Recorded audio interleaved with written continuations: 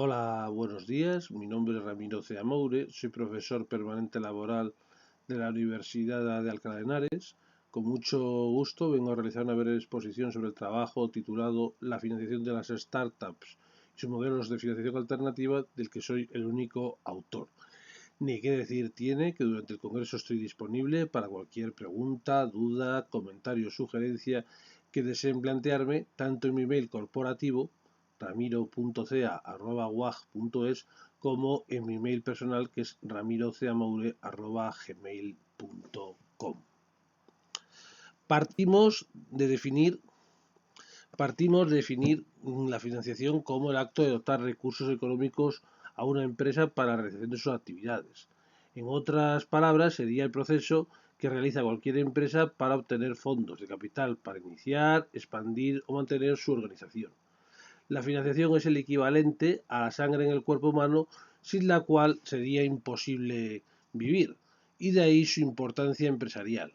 En el caso de las startups, partimos del hándicap de que es más complicado obtener la financiación que una empresa tradicional. Y agravando este hándicap, también tenemos que decir que nos encontramos con emprendedores con gran conocimiento científico y tecnológico, lo que eventualmente podría derivarles y permitirles crear un producto o servicio novedoso, pero no disponen de buena experiencia en materia de gestión empresarial, y menos en la captación de recursos propios y ajenas. Y tampoco suelen disponer ellos mismos de recursos financieros y desconocen los mecanismos para captar esos recursos. Mi humilde objetivo con este artículo es ayudar a paliar o por lo menos mitigar esa brecha. Siguiendo el esquema del ciclo de vida del producto, nacimiento, crecimiento, madurez, declive y relanzamiento, mostraremos los principales mecanismos de financiación a los que pueden acudir las startups. Aunque la necesidad de financiación de cualquier empresa tecnológica es latente en cualquier fase del ciclo de vida del producto, las fases que más requieren de financiación son las de nacimiento. Ahí es cuando el emprendedor lanzará su producto o servicio al mercado y por ello es cuando más recursos financieros se pondrán en juego. Y relanzamiento. Cuando un producto o servicio no funciona y está en decadencia, el emprendedor puede optar por establecer una serie de alteraciones o modificaciones al producto o servicio lanzado por las cuales requerirá financiación. Estamos en una fase crítica, ya que las modificaciones no necesariamente implican el éxito. De hecho, existen numerosos casos empresariales donde los cambios o modificaciones han resultado indiferentes a ojos de los consumidores e incluso existen casos donde han sido peor valorados que la versión inicial. Antes de comentar brevemente cada mecanismo de financiación, definirlos brevemente, sus ventajas y desventajas, me gustaría realizar una serie de observaciones. En el artículo solo nos centramos en mecanismos de financiación externos y veamos los internos por ser escasos. Es cierto que cualquier emprendedor podría empezar por financiarse en base a sus recursos propios, por ejemplo un ahorro, una herencia, y que tendría la ventaja de que al tratarse de recursos propios podría emplearlos a su libre albedrío, pero derivados de su escasez han sido obviados. En segundo lugar, que hablemos de los diferentes mecanismos de financiación no implica para el emprendedor que deba actuar de forma lineal ni que suponga automáticamente una garantía de éxito, entendiendo por éxito obtener dicha financiación. En otras palabras, el emprendedor no debe centrarse exclusivamente en un determinado mecanismo y si fracasase irá por otro. De hecho, es incluso aconsejable que intente acometer varios medios o formas o mecanismos de financiación con el fin de tener mayores probabilidades de éxito, lograr la financiación. Como hemos dicho, las startups parten del hándicap de disponer de menos acceso a la financiación que las empresas tradicionales. Por ello, suelen acudir a las rondas de financiación como mecanismo de captación de recursos financieros de diferentes fuentes. Partiendo de este esquema del ciclo de vida del producto, definiremos estos principales mecanismos, así como sus principales ventajas y desventajas. En una fase inicial, estamos en la fase de nacimiento o presemilla. En ella, el emprendedor lanzará al menos un producto mínimo viable y es la que más requiere de financiación externa. Los principales mecanismos de financiación de esta fase son los siguientes. Primero tenemos las 3 Fs, Family, Friend and Fools, que es el entorno cercano al emprendedor. Lo positivo es que no suelen exigir el pago de intereses altos ni recargos por demora y ser incorporados como socios. Lo negativo es que suelen prestar pequeñas cantidades al no disponer de recursos, no suelen disponer de un elevado nivel de conocimiento y tampoco suele ser aconsejable conciliar vida personal con empresarial. Muchos de ellos a lo mejor quieren formar parte de la empresa, lo cual no suele ser una buena, una buena cuestión su inclusión. En segundo lugar, tenemos los business angels o comúnmente llamados mecenas, que invierten su capital y tiempo en empresas a cambio de una participación en la propiedad de la empresa o a fondo perdido. Suelen poseer buenos conocimientos tecnológicos, así como disponer de un plan de negocio como de inversión para la empresa. Lo positivo es que no parece a priori mala idea contar con profesionales expertos que inviertan aceptando una rentabilidad inferior al mercado, lo que redunda en bajos costes para la empresa y una inmediata disponibilidad del capital. Sin embargo, como aspectos negativos, los emprendedores iniciales podrían perder capacidad de decisión y control de su negocio original. El último mecanismo que veremos en esta fase son las aceleradoras, que son entidades empresariales externas que impulsan el crecimiento de startups vía asesoramiento y disponibilidad de contacto, networking con otros emprendedores en una situación similar al nuestro. Como ventajas, permite disponer de acceso a la financiación, oportunidades de crecer de forma acelerada y la posibilidad de captar talento y colaboración. Como desventajas, señalaremos un elevado coste sin garantías de éxito y posible pérdida de control del proyecto empresarial. Partimos en una segunda fase semilla en la que el emprendedor dispondrá ya de un modelo de negocio definido y será cuando empiece a explotar el producto en el mercado. El emprendedor validará el modelo de negocio mejorando el producto mínimo viable para captar clientes. Los principales mecanismos de financiación en esta fase son los siguientes. Primero hablamos de Family Offices. Se estructura como un consorcio y se trata de un mecanismo de inversión para centralizar la gestión y planificación de un patrimonio familiar. Lo bueno en este caso para el emprendedor es que obtendrá financiación más personalizada que le dotará de mayor flexibilidad en plazos, inversión, intereses y fiscalidad, lo que le permitirá no estar tan centrado en la financiación y centrarse en otras actividades relevantes, como acceso a contactos con otros inversores que pudieran derivar en socios de la empresa. Lo negativo es que este mecanismo de financiación solo es accesible a emprendedores que dispongan de un elevado caudal de recursos, crecimiento y base de clientes, que no suele ser el caso de la gran mayoría de emprendedores. Otro mecanismo de financiación más habitual es el crowdfunding o micromecenazgo. Este es un mecanismo de colaboración en el que se busca la financiación de un proyecto mediante pequeñas aportaciones de dinero de muchas personas particulares. Lo positivo es que estas aportaciones no suelen ser elevadas y lo negativo es que suele costar captar inversores y para mitigar esa cuestión hay que exponer públicamente el proyecto para atraer inversores. Entonces, el objetivo, cantidad, umbral de rentabilidad y de no llegar a una cuantía hay que devolver el dinero a los inversores. Otro mecanismo de financiación sería el crowdlending, que son micropréstamos, que no es más que en la que pequeños inversores aportan su dinero a emprendedores en cantidades muy pequeñas para recuperar el capital invertido con intereses a corto plazo. Lo positivo es que el emprendedor podrá acceder al dinero con más rapidez que los préstamos bancarios tradicionales, disponiendo de mayor flexibilidad de evolución, lo que le permitirá diversificar el riesgo.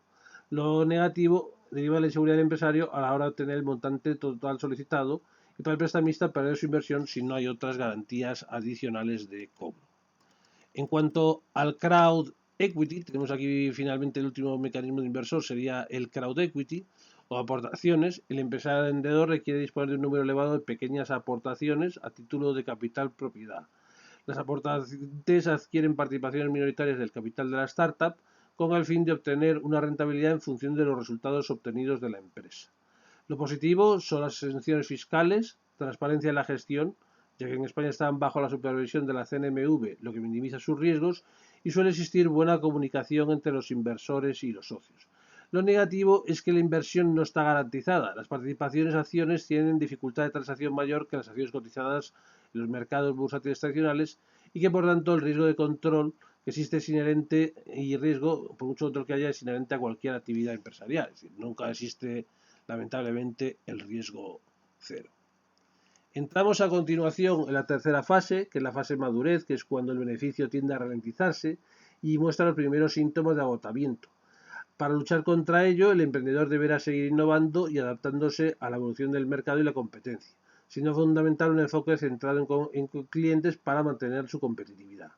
Los principales mecanismos de financiación de esta fase serían los siguientes. En primer lugar, tenemos los Angel Funds o Investor Funds o fondos de mecenas, que es una persona que provee fondos para emprendedores a cambio de una participación en la propiedad de la empresa. Puede participar de forma individual o conjunta mediante fondos de inversión. Por lo general, tienden a invertir menores cantidades de dinero en mayores plazos, brindando asesoramiento y orientación a las empresas emergentes.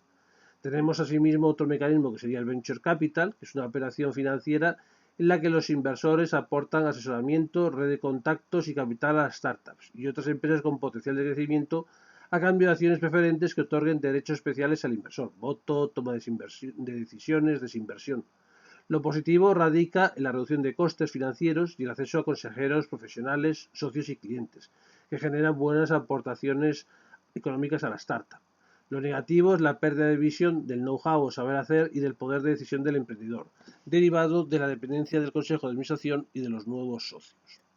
Otro mecanismo de financiación serían los grandes fondos, que buscaría un fondo de inversión en función de su contenido y estrategias operativas que resulten atractivas. La realidad es que suele acontecer a la situación inversa, siendo el gran fondo el que examina la situación financiera y legal de la startup. En base a ello, negociará el gran fondo su entrada, lo que llevará en pérdida de poder y control del emprendedor original, con la startup, centrándose exclusivamente en una mera relación de inversión entre el emprendedor original y la empresa. Por último, disponemos de lead investors o inversores relevantes. Es un conjunto de inversores que por su prestigio toman un papel de abanderados aportando los principales recursos financieros, asesoramiento y contactos, lo que genera un compromiso con la startup. Dichos inversores asumen un papel de liderazgo en la ronda de financiación, coordinando los esfuerzos de otros inversores, followers, y asegurando de que se cumplen las metas y plazos establecidos. Para ello, identifican oportunidades de inversión, negocian condiciones, asesoran, aportan capital y atraen otros inversores. Parten de un informe previo sobre la situación real de la empresa, due diligence para minimizar riesgos. En cuanto a la fase de declive, pues realmente no hay mecanismos de financiación para financiar empresas en decadencia. Pero para evitar ese declive tenemos una fase derivada que es el relanzamiento, en que sí podría haber algún mecanismo de financiación más disperso. Hablaremos de varias fases en la fase de relanzamiento. Una fase inicial sería hacer una serie de modificaciones en la startup original. Por ejemplo, podrían ser estrategias como el downsizing, reducir el tamaño de la organización para hacerla más eficiente y competitiva, right-sizing, ajustar el tamaño de la organización al tamaño ideal mediante la reintegración de procesos productivos y las actividades estratégicas claves, el lean management o la organización flexible, más flexible, ajustando el proceso productivo, evitando cuellos de botella y la producción de bienes superfluos, y reestructuración, que sería el enfoque que rediseña la organización y sus procesos productivos con el fin de lograr una mejora continua en la organización. Una segunda fase podría implicar una renovación radical en la startup original, dando lugar a una nueva empresa tecnológica, spin-off o spin-out, entre otras, en la que la antigua startup actuaría como incubadora hasta que la nueva organización se estructurase y regularizase tanto en el plano comercial como jurídico. Una tercera fase se podría dar cuando la startup por sí misma es incapaz de financiarse o no puede hacer la financiación suficiente, por lo que no le quedaría otra opción que buscar la colaboración con otras startups en base a diferentes tipos de alianzas estratégicas o de colaboración. Es un tema complejo, ya que hay que determinar el número de empresas a colaborar y el tipo de colaboración. Podría tratarse de una mera alianza puntual para acceder a la financiación, volviendo cada empresa a su trabajo original, o bien dicha alianza podría derivar en posteriores acuerdos de colaboración, ya sea en proyectos o incluso llegando a una fusión empresarial. Como conclusión, en primer lugar, el proceso de financiación es crucial para cualquier tipo de empresa. En segundo lugar, como hemos comentado, las startups parten de un hándicap de tener mayores dificultades para el acceso a la financiación que la empresa tradicional. Y que finalmente hemos mostrado brevemente los principales mecanismos de financiación, definición, ventajas y desventajas a los que pueden acceder dichas empresas. Esto es todo lo que os quería comentar en esta breve exposición, en este breve vídeo. Agradeceros la oportunidad de la exposición y quedo de nuevo a vuestra disposición para cualquier duda, comentario o sugerencia que deseen plantearme. Muchas gracias y espero ver a todos en el Congreso.